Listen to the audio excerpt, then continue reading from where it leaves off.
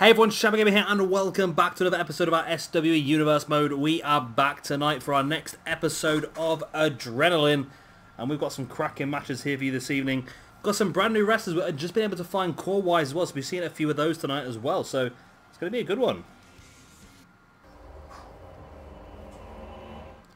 And here we go then for tonight's show. We are starting things off with Katsuyori Shibata taking on Kushida. Nice mixture in styles here. We've got the strong style of Shibata and, of course, the cruiserweight action of Kushida. It's been an interesting one, this one. Like I say, it's very much a... I want to say it's not David versus Goliath as such, really, but it's a big man versus a smaller man. I don't know, it's very tricky. I think both guys are very, very talented. I think Shibata has an opportunity at the NWGP, or the IWGP Championship, should I say. Let me get NWGP. I made that up, didn't I? But the rest of tonight's show we have got for you lined up. Bad Influence.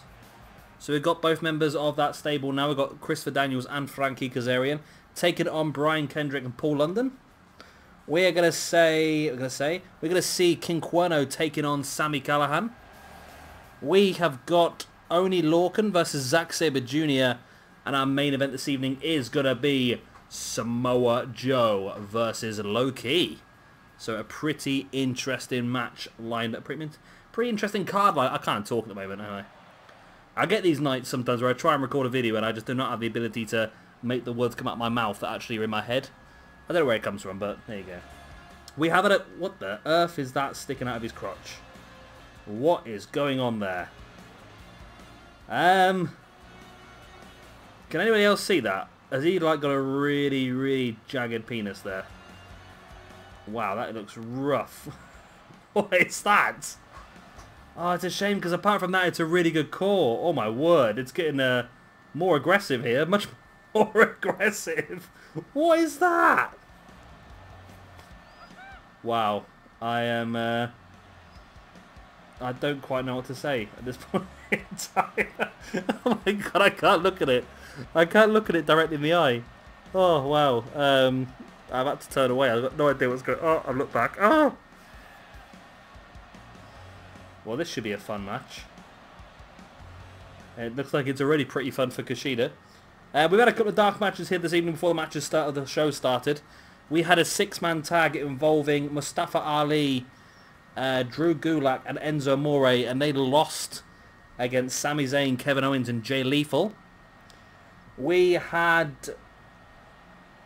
Ricochet taking on Doink the Clown. Give Smith a Doink. Wow, it's getting bigger. I don't know what to say to you here. I really don't. Whoa, look how big it is!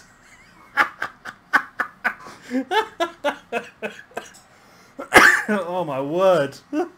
He's going to stab someone in the eye in the front row. Wow. The New Day thought they had it with their unicorn thing going on, but that is a pretty impressive appendage from Kushida. Did he use it as a weapon? Wow. Well done, Ukes and 2K once again for creating such a well-developed and balanced game.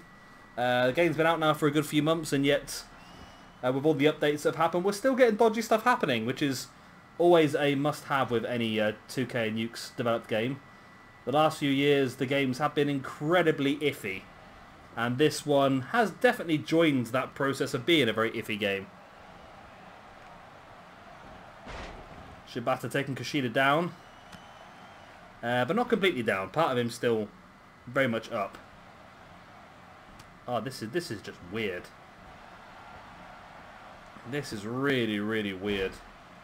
Headlock takedown there by Shibata. I've completely lost it. That's thrown me off course. That has really, really thrown me off course. Oh my word!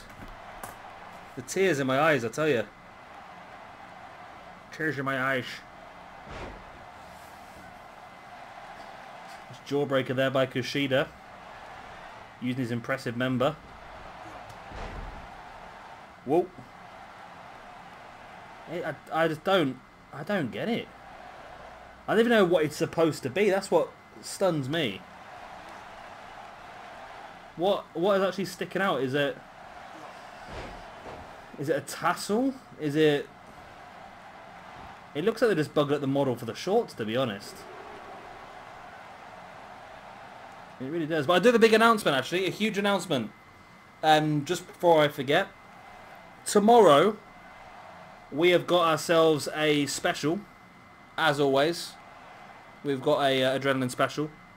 And that is going to be a Cruiserweight tournament. Now, we're going to offer Matt Sydal 3 options.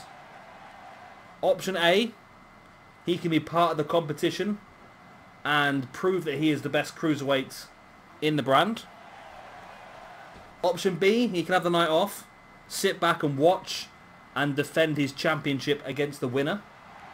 Or option C, he can cash in his Cruiserweight championship for an opportunity to face off against Bobby Roode for the Adrenaline championship at the special, and then the Cruiserweight tournament will be to crown a brand new Cruiserweight champion. So those are the 3 options that Matt Sydal has to pick from, and that will be tomorrow. That will be, so that'll be Sunday. Sunday.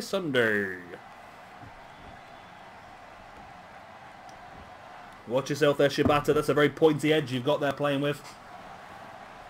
Oh, big kick in the back. Is it just me or is it getting longer? Can he use that to get a rope break? What the F is that? What just happened?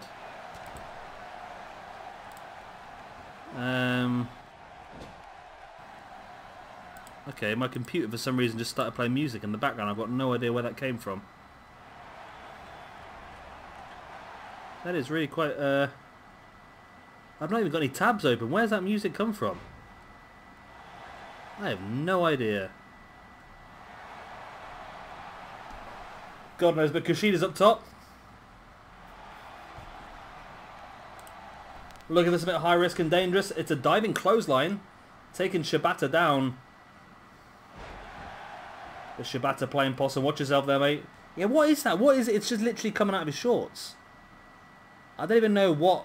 Yeah, obviously they've messed up one of the models for the shorts or the textures or something or other has been completely gone wrong, but maybe I have to re-download it. I must have had this core for a while, and sometimes these do happen, these glitches. I've had quite a few so far this year. I've had one with Prince Puma where I downloaded him and all his attires were messed up and his logos disappeared for some apparent reason, but that's now been fixed apparently.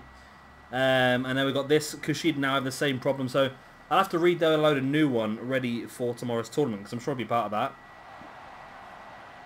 As Shibata locking in that sleeper hold, and no. Kushida able to jawbreaker his way out. So a big match this one. Shibata looking to try and get himself towards the main event picture, and of course the IC Championship picture.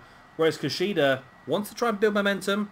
Of course he is a one-time Cruiserweight champion over on Octane. And now he'll be looking to try and get himself a Cruiserweight Championship here on Adrenaline as well. Had that last chance style submission locked in there. But Shibata able to break free. Kick to the back of the head of Kushida there by Shibata. Now taking Kushida up on his shoulders into a GTS. Kushida drops, but manages to stay on his knee and gets caught with that running knee strike in the face as well. Shibata rolling Kushida over for the 1, the 2... and the freak out, and Shibata is victorious, and Kushida and his massive member are on the losing side here today. Right. Shibata with the victory. A nice 5 ranking points for him. I reckon that just got in the way of Kushida, that unit. Whatever you want to call it. Just got in the way.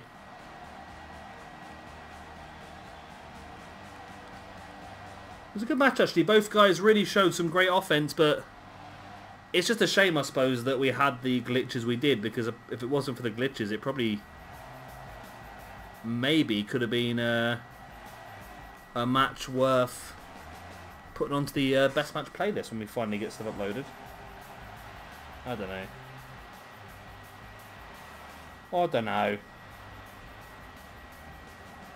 So there we go, Shibata victorious, gets himself a nice 5 ranking points, pushes up the rankings, and Kushida has a chance to prove himself again tomorrow in this Cruiserweight tournament. And here's our next match of the evening. It's going to be a little bit of tag team action as Bad Influence, The Addiction, whatever you want to call him, take on Brian Kendrick and Paul London. Two pretty cool tag teams, actually. A very Ring of Honor based show, if you think about it, I suppose. But, of course, Kendrick and London did team together in WWE to start off with. How did it work? See, Paul London... I don't know. I'm trying to think now. I'm trying to get my history right on this situation. Obviously, Daniels and Kazarian were very much... Was Kazarian Ring of Honor before moving to TNA? I know Daniels definitely was. I'm not sure about Kazarian. Kazarian? Alright, Frankie. Ooh. Okay, that's weird. I've never typed in a wrestler's name before. The first thing that comes up is Ancestry.com. Frank Benedict Gelderman. Doesn't sound as cool anymore, does he? Right, he started off... No, he started straight into... Well, he started off in the Californian independent circuit. No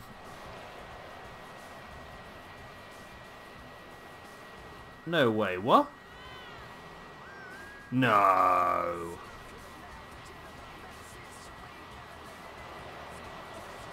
Okay, this is one of the weirdest sentences I've ever read in my entire life. This is about Frankie Kazarian. He used to freestyle rap along with his two close friends Samoa Joe and John Cena, while the three of them were on the road in UPW. That's just weird, isn't it? UPW is Ultimate Pro Wrestling. That is weird, isn't it? So he worked some PWG before moving into TNA, and then after leaving TNA, of course, he got more involved in Ring of Honor and so forth alongside Chris Daniels. Of course, he returned to TNA for a short period of time. Played Kazarian. Oh, he actually played returned to TNA for quite a long time, actually. 2012 to 2014 was Bad Influence in TNA. And then moving on to other promotions, Global Force Wrestling, Dragon Gate USA, PWG, and of course Ring of Honor. So Daniels did start off his career with Ring of Honor, whereas Kazarian started off with UPW, then moved to TNA. But it's Paul. Is it Paul London I'm thinking of? Yeah, Paul London. Was Paul London in the very first Ring of Honor show, wasn't he? He was part of that main event. Well, he's in the very first championship match, wasn't he? He made his debut for Ring of Honor in 2002 in a match against Chris Marvel.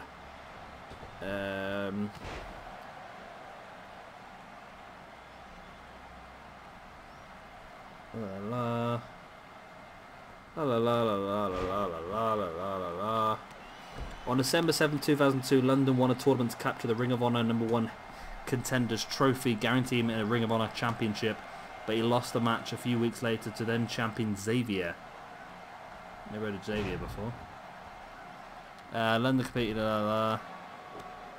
Okay, so he was in Ring of Honor between 2002 to 2003, and then between 2013 and 2014, because he joined WWE in 2003 and stayed there till 2008. Nice 450 there by Paul London. There's the pin. Kazarian decided for some reason that he didn't fancy going to break that pin up, did he really? That's a bizarre one.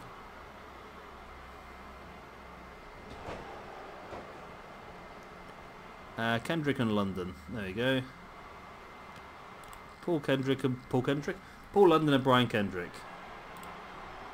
So Brian Kendrick. No, Brian Kendrick was not. Oh no, he was. Yeah, Brian Kendrick was. Oh no, hang on a minute. This is weird. So Brian Kendrick did join WWE in 2000, 2001 as part of Memphis Championship Wrestling, which must have been their young proving grounds at that sort of time. Developmental, that's what I'm looking for.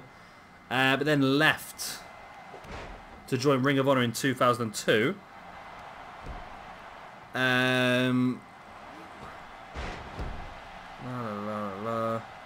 Did a few things in Ring of Honor, wasn't there for very long, but rejoined WWE in 2002 and stayed till 2004, before again leaving WWE to go back on the independent circuit, joining Ring of Honor in 2004-2005, then back to WWE in 2005 to 2008, then got released in 2009 and worked across the indie circuit, of course PWG, Dragon Gate USA, just to name a couple. Then joining TNA in 2010 to 2012, then New Japan 2011 to 2013. Returned to WWE again in 2014 to 2016, and then of course is part of the Cruiserweight division now in 2016 to the present. So he's had a very much a mixed up career, Brian Kendrick, but we know from the Cruiserweight Classic that he always said that he was very much disappointed himself when he got released the first couple of times because he felt that he was too young and he didn't really understand the amazing opportunity he'd been given at such a young age. So it's a tricky one, really. Now I think he understands what he's got, and he is now working cruiserweights, and you probably don't see him that often, but that's mainly because he's doing a lot of training as well. He is part of the training structure to bring through some of the younger lads, and maybe that's a good way of having him there to sort of develop some of the other cruiserweights, because some of the cruiserweights are quite young and they're quite inexperienced on the main stage, because they didn't have a lot of a run in NXT. There, you look at some guys like Noam Dar, he's only early 20s. And Brian Kendrick's seen that before. Kendrick's been in his position, being in WWE at a very young age, and Kendrick's probably the right person to try and keep him on the straight and narrow, really. So it's probably very, very good for the other guys having Brian Kendrick in there. Although Brian Kendrick did do the worst thing ever in wrestling that nobody ever wanted ever for anybody to do.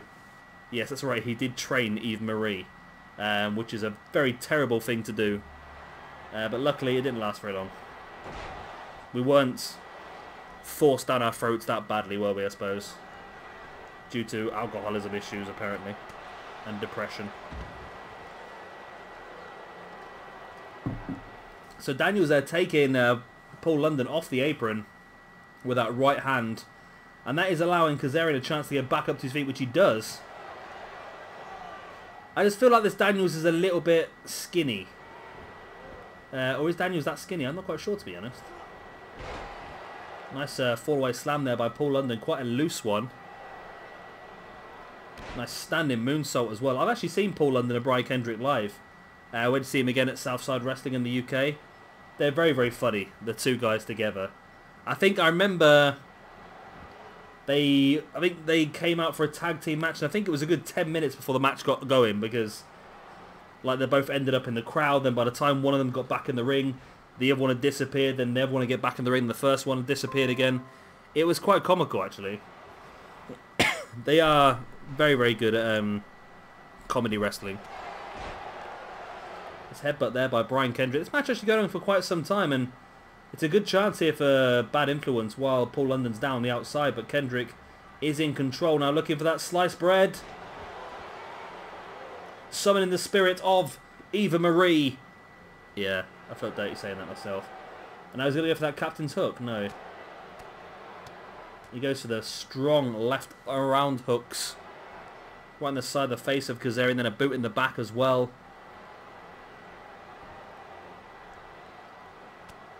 Kendrick right hand in the face and a big headbutt as well to Kazarian. Kendrick stalking Kazarian once again. And he does now go for that captain's hook submission, but Kazarian was able to get his legs underneath that bottom rope for a rope break. Pinned by Kendrick. London comes across, takes out Christopher Daniels. Oh my god. Kendrick and London have won. Wow. And somebody actually won a match with their feet up on the ropes. That's never happened before. That has never ever happened before in this game. In the years I've been doing this game. The amount of times I've seen people go for that foot up on the ropes and nobody has ever got it. And this is the first time ever. But it's a good win here. I must admit, I sort of fancied Kaz and Daniels for this one. I really did. But there you go. Fantastic work there by Brian Kendrick and Paul London. Kendrick really turned this one around when he got into the match, and London was able to come across there and block off Christopher Daniels. And you see, they're very happy here, Kendrick and London. That's going to give them a nice set of ranking points in the singles and, of course, the tag team rankings as well. The tag team division here on Adrenaline's a little bit light on numbers, so this could be a very important 10 points for them. You never know.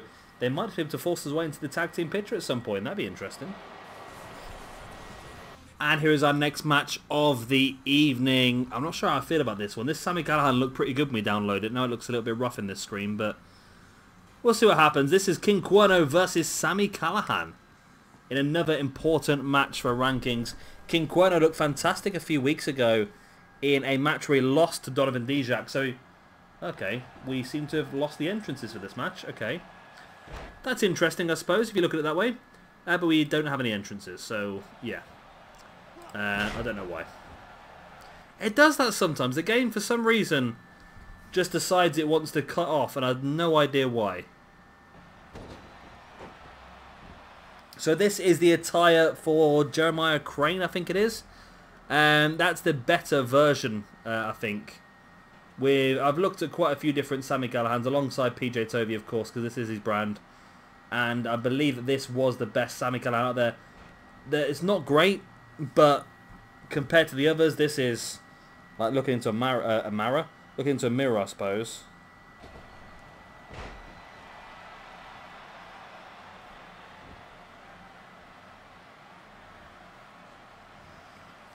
A mirror, looking into a mirror.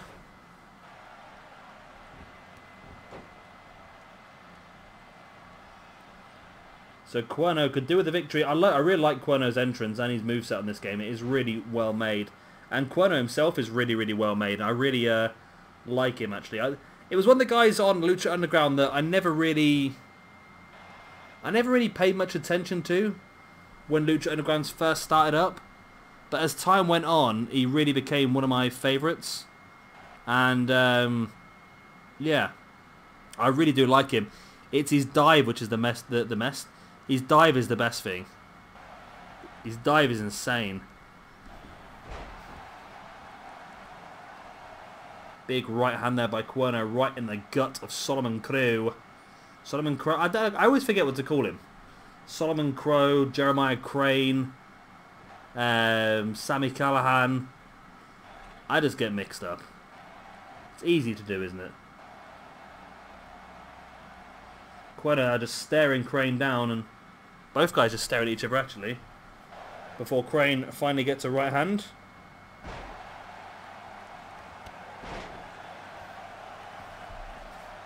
There's the head scissors there by not Solomon. The head scissors by King Cuerno. I'm getting well lost here now.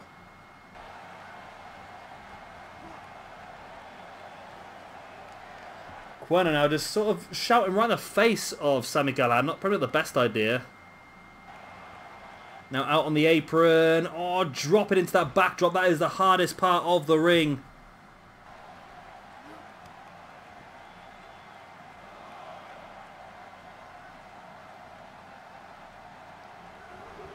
Really is stiff. That if you've ever seen a ring, if you go to live shows, you can watch them dismantle the ring at the end of the show most of the time.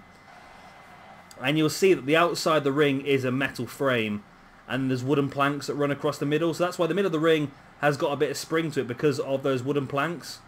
However, the edge of the ring is steel. It's got no give in it at all. Nice. Falcon arrow over the top rope there by King Cuerno on Sami Callihan. Now, I have been desperate to try and find the Chris brothers. Nobody seems to have made them, which still surprises me, because I've liked them for a long, long time. I really have liked them for a long time, and I really was happy when they joined TNA, mainly because I thought, well, if they're in TNA, it means somebody will create them for this game.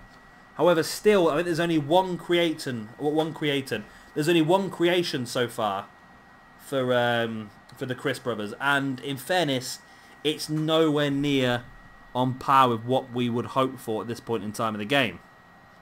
So I haven't gone for it, but yeah, it's just weird, isn't it? Just that some of the people you think would be created are not. Oh, quick roll up there by Sami Callihan. 1, 2, only a 2 count. Wow, Callihan almost stealing it there. Cuerno now taking Callihan up on his shoulders. Oh my god, he's using my favourite. Oh no, he's not. Wow, whoa, what was that? That was interesting. That was a combination of lots of different moves, and it was enough for Cuerno to get the victory. Wow, I like that a lot. I really like that finisher manoeuvre by Cuerno. I am a big fan of King Cuerno. If PJ Toby even shows the slightest hint of wanting to trade this man, I'll be straight on there. Like I said, he was someone that I wasn't overly interested in when Lucha Underground started, but as time went on, I saw more matches from him. I really became a big fan. His dive to the outside is just insane. He goes with so much force, so much pace. Callihan almost still in the victory there with that quick roll up. But the that was nice. That it's almost I don't even know how to explain it. He took him up to an electric chair, brought him, launched him up, caught him, and then just sort of folded him over in almost like a gory special style. It's so tricky to even. I'm sure that move has got a name, and I'm sure someone out there knows it, but I haven't got a bloody clue what that is. I haven't a clue, but there we go. King Cuerno victorious. He was on the losing side against Zack last week. This week, managing to turn it back around, get himself some points, and of course get himself some momentum as well. And here is our next match of the evening. I hope you're ready for a hard-hitting one, because that's exactly what this is going to be. Oney Lorcan versus Zack Sabre Jr. Are we going to get entrances this time? We are, okay. I don't know what happened with that last match, though. They just sort of cut the entrances out. Oh, I don't bloody know. This game... There's no point even trying to second guess this game, is there, really? It doesn't make any bloody sense most of the time. So, here we go then. Oney Lorcan. Looking pretty solid. I do like Oney Lorcan. Not maybe the best quote... Not maybe the best core in the world. That's the words I'm looking for. But it'll do. I do plan on going through all these. Hopefully over this weekend I'll have a bit more time. I'm struggling to keep up still. I really am. I think I've got everything else sorted. All my other videos are sorted. Everything else is so much quicker to do than this. But for some reason the 2K stuff I'm a bit behind on. So I do have all of my rosters printed out in front. Well, mine and Peter Toby's rosters. All printed out in front of me. And I'm going to go through and check each individual core and see if I can get a better version. And make sure we try and get everyone now, because we got to a point, I think on Octane I've got about 80% of the cores. I think Adrenaline we've got about 80% as well. So we just need to get a few more just to finish these rosters off, and then we can have some... I think there's a few that Peter Toby might have given up on. I think the likes of Johnny Storm and Jody Fleisch were a little bit optimistic on our part, I must admit. I think we were quite drunk when we added those to the list. Two, like, English independent wrestlers that wrestled in the early 2000s. I don't think we're going to find them unless somebody's really gone niche. That'd be interesting.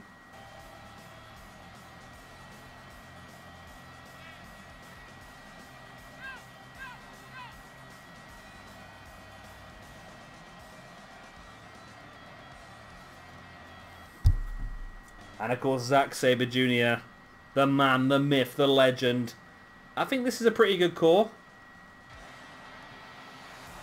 I had two, and this was the one after much debating and looking at. This is the one that I decided looked the best out of the two.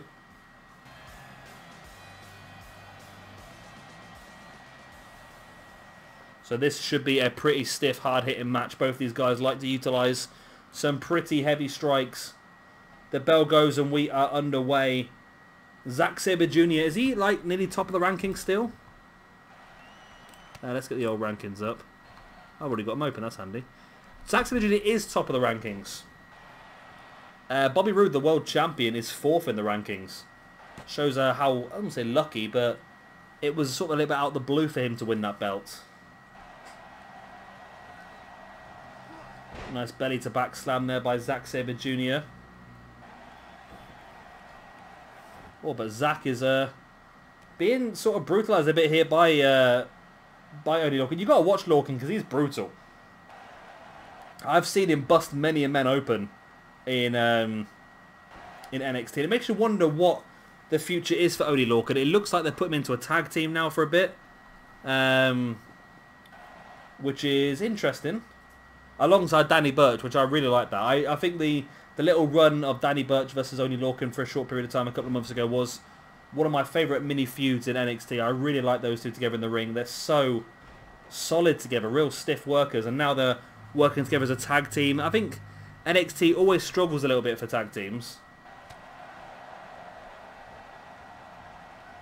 So I think they always struggle for tag teams because literally the main roster goes, I tell you what, I quite like that tag team. I'd like to take them from NXT to the main roster. And they do that and they go, actually, I prefer these two as singles wrestlers. And they break the tag team up. It makes no sense to me.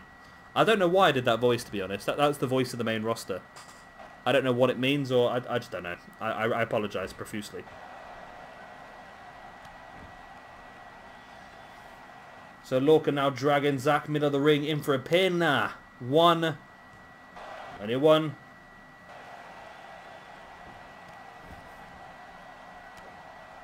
A boot in the gut now.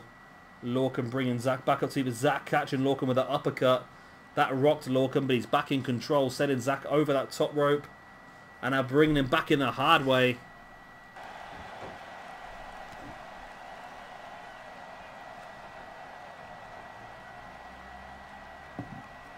Lorcan with Zack up on his shoulders, garroted him over the top. There's the pin.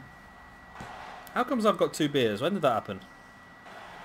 I think I lost a beer somehow. I think I put it behind my microphone, didn't see it. And then I went and got another beer in between matches. And now I've got 2 beers. Isn't life amazing? Oh, life is amazing. I drink too much beer, you know, I think. Well, I got a brand new... I'm going to go on a tangent here. I got a brand new fridge about 2 or 3 weeks ago. And then I got a shopping delivered because I really couldn't be bothered to go and get my shopping. So I got a big shop because we'll get it delivered. And I got a brand new fridge. And I ended up buying... I think it was... I got 80 bottles. Yeah, 80 bottles of Stella. Which was on offer. I think I paid like 40 quid for 80 bottles. So 50p a bottle. So I couldn't really ignore those. My idea was I'll put them all in the cupboard. I'll have a few every now and again. I won't have to buy beer for a couple of months. But the problem is because I've got them and they're in the fridge, I've ended up having like 2, 3, 4, 5 bottles of beer every single night for the last 2 or 3 weeks now. It's not... you know, it's fine. I'm not getting drunk. It's just a couple of beers at night time. It's just nice to calm you down and, you know, nice chill out when you get home from work, you know. I work for a company in the UK which has a lot of French workers and I spend a lot of my day arguing with the French. So yeah, I'm pretty stressed out when I get home. The French can be a very condescending nation. I apologise to the French out there. Anyway, enough about me. Back to Zack versus Lorcan. This match must have happened at some point, I would imagine. Somebody would have booked this. I bet it has happened. But I don't know actually, did Zack... Well, Zack is all... I don't know. I want to say Zack broke US, but I think he always broke US, didn't he, really? I think he was just because he was working Noah, he didn't get a lot of time. But, I've got a feeling maybe... PWG might be our best position for this. I'm going to go for Biff Busick. Yeah, Biff Busick versus Zack Sabre Jr. And there's the pin, and Oney Lorcan's got it. Wow, what a win that is.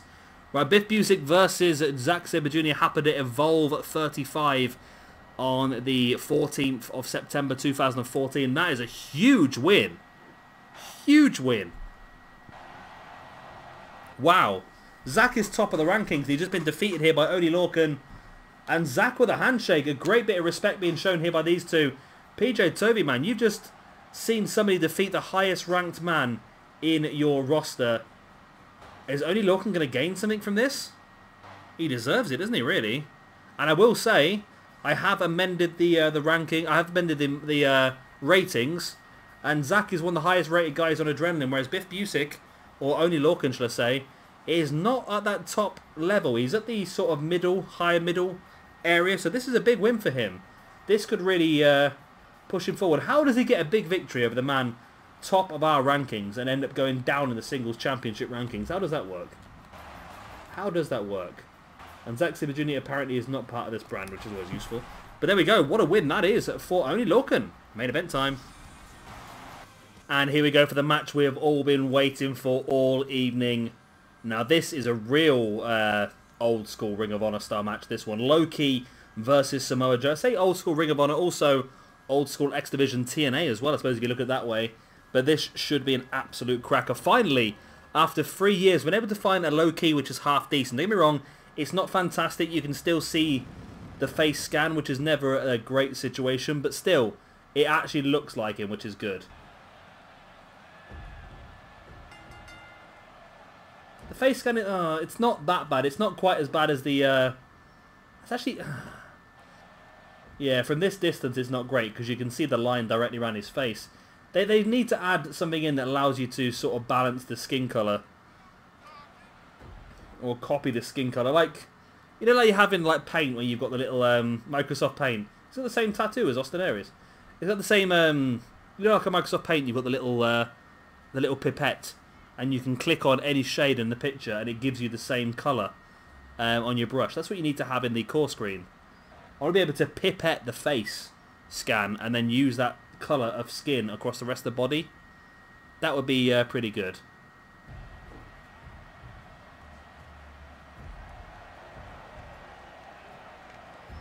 So this should be a cracker. And again, I'll tell you what, Low Key versus Oney Lorcan can be a pretty interesting match as well.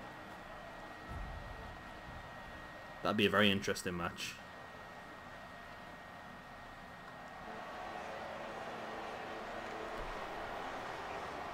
Right then. Low Key's opponent is the Samoan submission machine. Former United States champion on my roster. Where is he in the rankings? He's third in the rankings. So he's very high up. Of course, Zack Sabre Jr. is no longer top of the rankings because of that loss. That loss by Zack will bring him down up to 188 points, which means that AJ Styles now tops the rankings. Samoa Joe here has the potential to get 10 points if he wins this match, which would put him up to 185, 3 points underneath Zack Sabre Jr.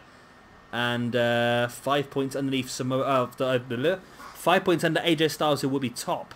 Low Key, of course, this is his first ever appearance in SWE, so he is down on 100 ranking points. And a big victory here for him would definitely, well, it would put him up at a chunk of places because there's a lot of guys on 100 points because, of course, we've got quite a few new people in the SWE Universe mode this season. He would join up with Crazy Steve, Abyss, Timothy Thatcher on 110 points, just ahead of the tag team champion, of course, Jack Evans. So we are underway. And like I said, don't forget we do have that tournament coming for you tomorrow. It is going to be a special Cruiserweight Championship tournament. As I've said, we have given, well, PJ Toby has given Matt Sydal 3 options. Option A, compete in the tournament and prove you're the best Cruiserweight. Option B, have the night off, sit back and defend your championship against the winner of the tournament. Or option C, vacate your Cruiserweight Championship, challenge Bobby Roode for the Adrenaline Championship, and the winner of the Cruiserweight Championship tournament will become the new The winner of the Cruiserweight tournament will become the new Cruiserweight Champion. That's what I'm trying to say. You will get what I'm trying to say, don't you? You've heard it somewhere before, I'm sure you have. But that is going to be our special for tomorrow. Still going to try and do one special per weekend. Just we might as well jump. It's my own thing, really. I'm trying to jump on. Because, of course, more you guys are on the internet over the weekend, you get more opportunity to watch videos. So I try and make sure that I can upload one on Saturday, one on Sunday. Well, this week we've got Random Match uploaded yesterday. We've got Adrenaline today, of course. We've got the tournament tomorrow. Then we've got Carnage Monday. So we've got a pretty hectic schedule at the moment. We've got an Octane pay-per-view for you on Wednesday next week coming up as well. And then... well, I did have something planned in for next weekend, but I think I might change it because I've had a different idea of something I would like to do. So, yeah, keep an eye out for that. That could be very interesting, what I've got planned. Our first sort of... I'm going to give you a bit of a hint. It's going to be not necessarily an invasion of sort, but maybe visiting another company for a show. I like that idea. Not quite sure what happened there or who got the best of that, but Low Key's the one back up on his feet first. Big chop in the face there by Jonah Joe. Nice belly-to-belly suplex. Now Joe with the head scissors locking it in to Low Key, who does break free. Of course, Low Key did have a very, very short run in WWE as Caval. But I don't think he really got... I think that's the problem with a lot of these guys. Especially some of the guys like Low Key. Now, Low Key for me is a very, very good wrestler. But I think sometimes he has to... well, he went to WWE. And it's the same with Austin Aries, I think. went to WWE, but it's a bit tricky because WWE see these guys as something different. Vince sees them as a cruiserweight, whereas the likes of Austin Aries and Low Ki might see themselves a little bit higher up the ranks. And of course, when Low Ki was in WWE as Caval, there wasn't even a cruiserweight championship at that point in time, was there? So there was nothing really for him. Was he part of Tough Enough? Was he? I can't remember now. But yeah, it was a bit weird, wasn't it? And it's just it's a shame because guys like Austin Aries has made himself pretty clear recently that he hated his stint in WWE. He didn't really. I think he was okay when he was in NXT, but I think when he moved to the main roster, I don't think he was happy at all with anything that was going on. He did what he wanted to do, which was be on WrestleMania, but worst thing is, right, Austin Aries versus Neville, how good does that match sound on paper? And they used it to open the WrestleMania pay-per-view when a lot of people had to meet their seats, and then it was left off of the official DVD for the show as well. Like, how insulting is that? The match that most people wanted to see in that night was left off the DVD, and it was shocking, really. And you can understand why he was annoyed and being thrust into the cruiserweight division, but unfortunately for WWE, the two guys they really wanted to spearhead this cruiserweight division were Neville and Austin Aries, and so far Aries has left and Neville has been on the brink. I've heard a lot of rumours that Neville might be coming back soon, but I don't know, it's tricky to tell at this point in time, but I'm hoping we see Neville again at some point.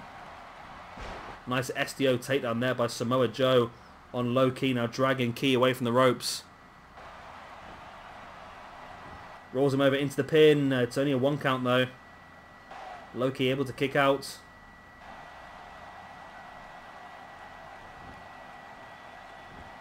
Joe now hoisting Low Ki up into a powerbomb.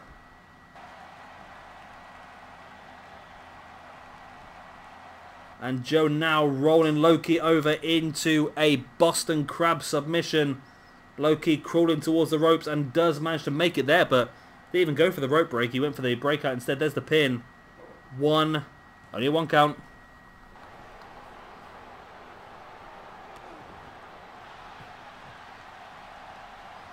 Low Ki now stalking Samoa Joe. Takes him up into that Fisherman's Michinoku driver. I can't see the referee, so I don't know what the count is, but Low Ki's won it. Wow. Wow, what an interesting couple of results that was. Again, I was not quite expecting that. I really wasn't. I really wasn't, and that's a bad one for Joe because, of course, if you win a main event, you get 10 points. If you lose a main event, you get minus 10 points. So Joe losing those minus 10 points means he's going to drop down to 165, which only drops him below 2 people, which, of course, is Bobby Roode and Matt Sydal. Of course, the Cruiserweight and the Adrenaline Champion at this point in time. So that's interesting. That is interesting. Great win there for Low Ki then. I'm a little bit surprised. But what a couple of great debuts for Season 3. Well, a debut for Season 3 for Oney Lorcan getting a victory over, of course, Zack Sabre Jr., one of the biggest names on the roster. And then Low Ki making his debut in SWE in general, getting that victory against Samoa Joe. Not many people have beaten Samoa Joe in this universe mode, as you can tell by how high his rankings are. And Low Ki can add himself to that very, very short list. And there we go then. Low Ki is victorious. And PJ Toby's got a lot to dwell on from this match. A lot to dwell on from tonight's show as well. A lot of very interesting things have happened. And I think we're going to see some very interesting things happening in the future as well. So we've got a little bit of an after-match thing. You have no idea why. Low Ki's got himself a hot streak. Samoa Joe's dropped down to 2nd in the rankings for the World Championship. Of course, we don't know who's going to be going for the World Championship yet at the pay-per-view. PJ Toby's still sort of dabbling across that. But of course, brand new season, people are trying to prove themselves. And maybe PJ Toby's keeping an eye on big results like this. Big results like Low Ki here, who could have just walked his way right into the championship picture if PJ Toby's feeling nice. You never know. But there we go, guys. That's the end of this episode. I hope you have enjoyed it. Of course, if you have, then please do hit a like and, of course, hit that subscribe as well. Like I said, tomorrow we'll be back with an Adrenaline special, a Cruiserweight tournament. Matt Sydal has 3 options. He can be in the tournament and prove he's the best. He can defend his championship against the tournament winner and have tomorrow night off. Or he can cash in his championship, vacate the belt, have a go at Bobby Roode for the Adrenaline Championship, and the tournament will crown the brand new Cruiserweight champion. That's coming up for you tomorrow night, so don't forget to check out that. Of course, be Sunday. I've been Shabby Gamer. Thank you very much for watching. I'll see you next time. Bye. One, two,